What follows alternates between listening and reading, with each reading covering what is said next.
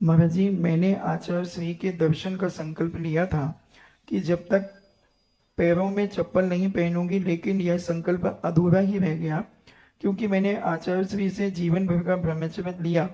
हर बार जाने पर दर्शन भी होते थे, बात भी होती थी, पर लास्ट समय पहुंच तो गए थे, लेकिन स्वास्थ्य उनके खराब होने के कारण बात नहीं हो पाई थी।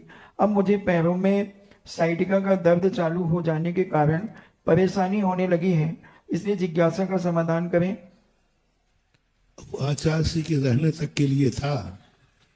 अब आचार्य जी चले गए तो आपकी इच्छा है, जैसा आप करें। आप अपने स्वास्थ्य को देखिए, सुविधा को देखिए। ऐसा एक दूसरा प्रश्न है कि सावन के महीने में बच्चे का मुंडन करा सकते हैं क्या?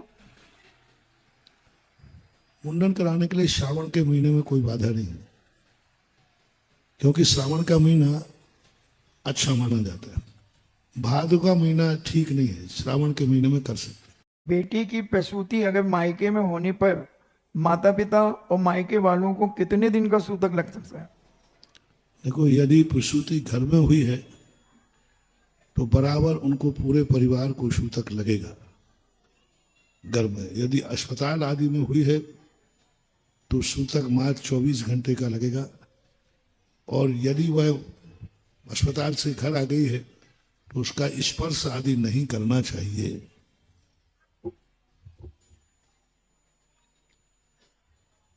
अनेकांत जैन ओलावस से पूछते हैं, नमोस्तु महाराज जी।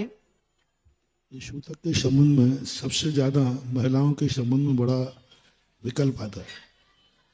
जैसे विवाहित स्त्री पीहर में मरण प्राप्त हो जाए, हालांकि वो कन्या की शादी होने के बाद सुआ सूतक ससुराल के लगते, लेकिन उसका मरण पीहर में हुआ है और पीहर वालों ने ही उसका अर्थी संस्कार किया है, तो बराबर उसके 13वें दिन तक सूतक रहेगा।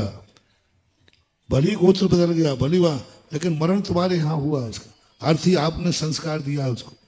कैसे? इसी प्रकार जन्म के संबंध में समझना चाहिए।